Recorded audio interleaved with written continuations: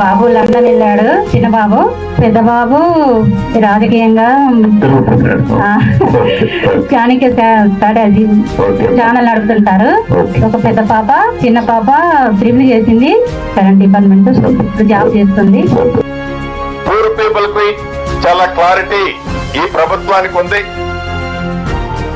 Mid class ప్రజలకి చాలా core urban ఏరియాలో ఇబ్బంది పడుతున్నారు.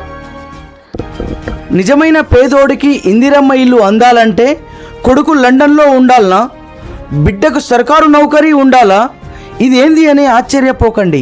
ఇది సాక్షాత్తు మంత్రి పొంగులేటి ఇలాకాలో జరిగిన పచ్చి నిజం. ఖమ్మం జిల్లా పాలేరుగడ్డ మీద ఇందిరమ్మ ఇళ్ల పంపిణీ సాక్షిగా ప్రభుత్వ పారదర్శకత పరువు పోయింది.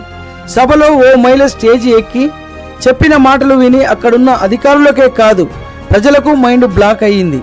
తన కొడుకు లండన్లో సెటిల్ అయ్యాడని, కూతురు కరెంటు డిపార్ట్మెంట్లో ప్రభుత్వ ఉద్యోగి అని ఆ మహిళే స్వయంగా చెప్పుకొచ్చింది. అయినా సరే ఆ తల్లికి ఇందిరమ్మ ఇల్లు కేటాయించారు మన పాలకులు. ఇక్కడ ప్రశ్న ఒక్కటే, పూరికిడిసెలో ఉంటూ వాన వస్తే తడిసి ముద్దవుతూ ఏళ్ల తరబడి ఇందిరమ్మ ఇల్లు కోసం కళ్ళు కాయలు కాజేలా ఎదురు చూస్తున్న నిరుపేదల పరిస్థితి ఏంటి? విదేశాల్లో సంపాదన, ఇంట్లో సర్కారు నౌకరీ ఉన్నోళ్ళకే ఇల్లు ఇస్తే ఇక పేదోడు ఎక్కడికి పోవాలి? ఇదా మీరు చెప్పిన పారదర్శకత? ఇదా మీరు కోరుకున్న ప్రజాపాలన? అధికారులు ఎంక్వైరీ ఏం చేశారు?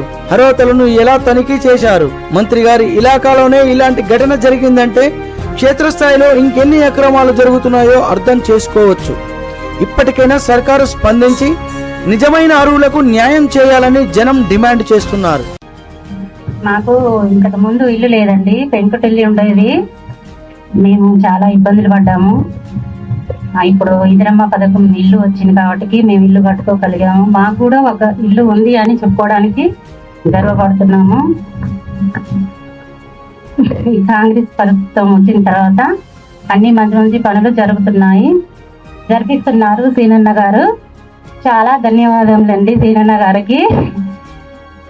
అంటే ఇంకా సెలవు. థ్యాంక్ యూ అబ్బా నీలమ్మ గారు. ఇక్కడ ఎంతమంది పిల్లలక? పిల్లలు ఎంతమంది? పిల్లలు మాకు.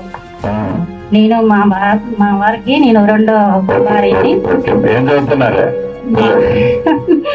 మా పిల్లల బాబు లండన్ వెళ్ళాడు, చిన్న బాబు. పెద్ద బాబు రాజకీయంగా చాణక్య స్ట్రాటజీ ఛానల్ నడుపుతుంటారు. ఒక పెద్ద పాప, చిన్న పాప ట్రిపుల్ చేసింది, కరెంట్ డిపార్ట్మెంట్ జాబ్ చేస్తుంది. ఇప్పుడు మీ వల్ల మేము ఇల్లు కట్టుకున్నాం, ఇందిరమ్మ పథకం కింద ఇల్లు కట్టుకున్నాము. మీకు చాలా ధన్యవాదాలు.